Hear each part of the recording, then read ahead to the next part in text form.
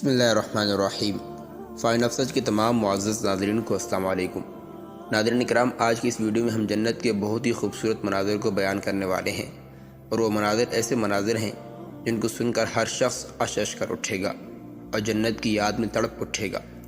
کہتے ہیں کہ اسلام کے عروج کے دور میں بغداد کے قاضی اپنے شاندار گھوڑے پر سوار بازار میں جا رہے تھے کہ ایک غریب یہودی موچی نے ان کا راستہ روکا اور ان سے کہا کہ تم کہتے ہو کہ دنیا مومن کے لیے قید خانہ اور کافر کے لیے جنت ہے۔ دیکھو اپنی سواری، اپنا گھر، اپنا منصب اور اپنی عزت و جاہ کہ یہی قید خانہ ہے، اور میری حالت دیکھو کیسی غربت کی زندگی گزار رہا ہوں، کیا یہی جنت ہے؟ آپ نے اسے جواب دیا کہ ارے نادان، اگر میں اللہ کے ہاں کامیاب ہو گیا اور مجھے جنت مل گئی تو یہ سب جس کا تم نے ذکر کیا اس کے مقابلے میں ایک قید خانہ سے زیادہ نہیں، اور اگر تو کفر شرک پر مر گیا اور جہنم میں ڈالا گیا تو اس کے مقابلے میں تیری یہ حالت جس میں تو آج ہے تیرے لیے جنت سے کم نہیں۔ دنیا کی کسی بہت بڑی سلطنت کی بادشاہی بھی جنت کے نعمتوں کے مقابلے میں کسی قید خانہ سے زیادہ حیثیت نہیں رکھتی۔ جنت کی صحیح تصویر کھینچنے کے لیے کسی انسانی زبان میں ایسے الفاظ موجود نہیں کہ ان کو بیان کیا جا سکے۔ چنانچہ رسول اللہ صلی اللہ علیہ وسلم نے فرمایا کہ اللہ تعالیٰ فرماتا ہے کہ میں نے اپنے نیک بندوں کے لیے ایسی ایسی نعمتیں تیار کر رکھی ہیں جو نہ کسی آنکھ نے دیکھی، نہ کسی کان نے سنی، اور نہ کسی انسان کے دل پر ان کا خیال گزرا۔ ظاہر ہے کہ جس کھانے کو ہم نے کھایا نہیں اس کا ذائقہ ہم کیا جانیں، جس پھل کو ہم نے نہ دیکھا نہ چکھا اس کی لذت ہمیں کیا معلوم، جس نعمت کو ہم جانتے ہی نہیں اس کا خیال دل میں کیسے گزرے گا۔ بس یہ سمجھ لیجئے کہ دنیا میں ہمیں جو کچھ ملا ہے آزمائش کے درجے میں ہے اور ہم اسی میں گم ہو جاتے ہیں۔ لیکن کیا ہم نے کبھی سوچا کہ کیا وہ خدا جس نے ایسی حسین دنیا بنائی اس سے بہت زیادہ حسین جنت نہیں بنا سکتا؟ کیا جس نے ایسے لذیذ پھل پیدا کیے کیا وہ ان کی لذت کو بڑھا نہیں سکتا؟ جس نے اتنے حسین درخت اور پھول پیدا کیے کیا وہ انہی جیسے محلات نہیں بنا سکتا؟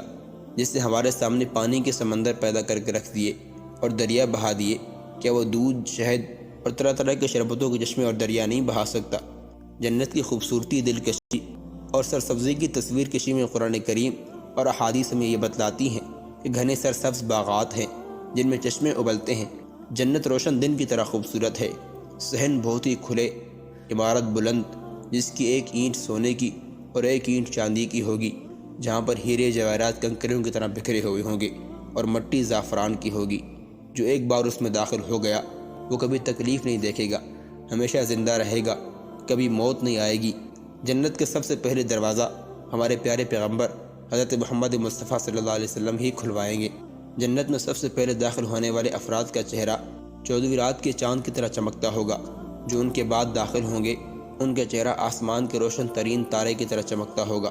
وہاں انہیں قضائے حاجت کی ضرورت پیش نہیں آئے گی، حتیٰ کہ بلغم بھی نہیں ہوگا۔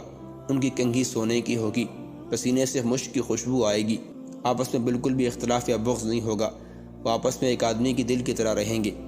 سب کی شکلیں اپنے باپ آدم علیہ السلام سے ملتی ہوں گی، اور قد 60 ہاتھ بلند اور چوڑائی 7 ہاتھ ہوگی، اور صبح شام اللہ تبارک و تعالیٰ کی تسبیح بیان کرتے ہوں گے۔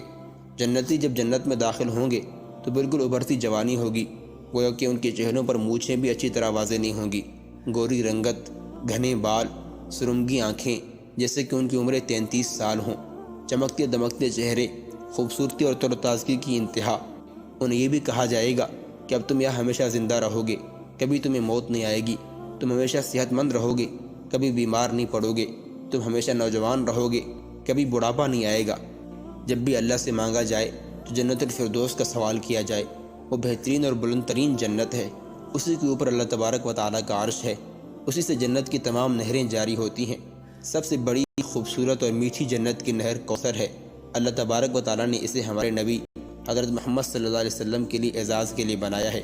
نبی کریم صلی اللہ علیہ وسلم کا یہ حوض کوثر میدان محشر میں ہوگا، جس کی لمبائی اور چوڑائی برابر ہوگی، ایک کنارے سے دوسرے کنارے تک کا فاصلہ 1 ماہ کے برابر ہوگا۔ اہل ایمان اس حوض کوثر سے پانی پی سکیں گے، جو ایک بار پانی پی لے گا وہ کبھی بھی پیاسا نہیں ہوگا، اور حوض کوثر سے دین میں تبدیلی کرنے والوں اور بدعتیوں کو دھتکار دیا جائے گا۔ جب سارے کے سارے جنتی اپنے اپنی جگہوں پر پہنچ جائیں گے تو سب سے نچلے درجے کے جنتی کو بلا کر کہا جائے گا کہ جنت میں چلے جاؤ۔ وہ کہے گا یا اللہ میں اب کیسے جاؤں؟ سب لوگ اپنی اپنی جگہوں پر براجمان ہو چکے ہیں اور سب نے اپنا اپنا حصہ لے لیا ہے۔ اسے کہا جائے گا کیا خیال ہے کہ تمہیں دنیا کی کسی بادشاہ کی بادشاہت کے برابر جنت مل جائے؟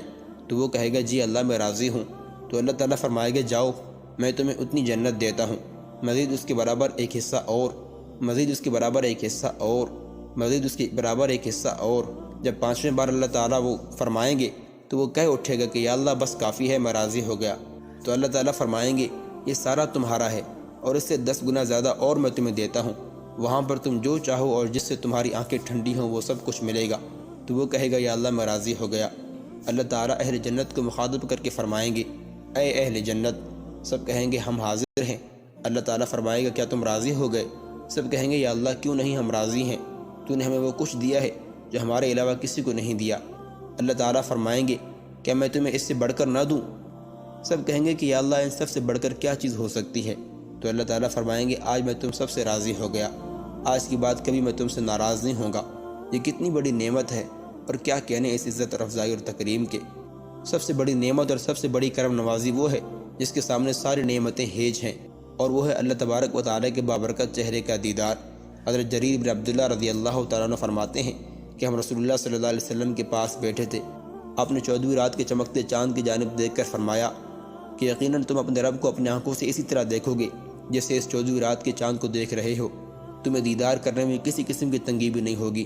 حضرت جابر رضی اللہ تعالیٰ عنہ سے روایت ہے، فرماتے ہیں کہ رسول اللہ صلی اللہ علیہ وسلم نے ارشاد فرمایا کہ جنتی حضرات اپنے اپنے نعمتوں میں مزے لے رہے ہوں گے کہ اچانک ان پر ایک نور چمکے گا اور اپنا سر اٹھائیں گے تو اللہ تبارک و تعالیٰ کو دیکھیں گے کہ اس نے اوپر سے ان پر جھانکا ہوگا۔ اللہ تعالیٰ فرمائیں گے السلام علیکم یا اہل الجنہ، اے جنت والو السلام علیکم۔ اور یہ دیدار سب کے نزدیک تمام نعمتوں سے زیادہ محبوب ہوگا۔ یہ جنت کی کچھ اوصاف اور نعمتوں کا تذکرہ تھا۔ ان نعمتوں کے لیے کیسے سستی کی جا سکتی ہے؟ حالانکہ اس دنیا فانی کو ہم سب نے چھوڑ جانا ہے، یہاں کسی نے نہیں رہنا۔ اس دنیا میں باقی رہ کیا گیا ہے؟ صرف گندی مٹی کی پیداوار، مطلبی دوست، جھوٹے آنسو، سخت فتنے، اندھیریوں کی طرح آزمائشیں، ایسی زندگی جس میں مددگار بننا تو دور کی بات، ہمارے حقوق بھی سلب کر لیے جائیں۔ پھر کیوں نہ ہم اپنے رب کی رحمت کی آغوش میں پناہ لے لیں، جس سے یہ جہاں بھی سنور جائے گا اور آخرت بھی سنور جائے گی انشاءاللہ۔ اللہ تعالی ہم سب کو اپنے احکامات، رسول اللہ صلی اللہ علیہ وسلم کی سنتوں اور طریقوں کے مطابق زندگی کا ایک ایک لمحہ گزارنے کی توفیق عطا فرمائے۔ انشاءاللہ زندگی رہی تو اگلی کسی ویڈیو میں ملاقات ہوگی۔ السلام علیکم ورحمۃ اللہ وبرکاتہ۔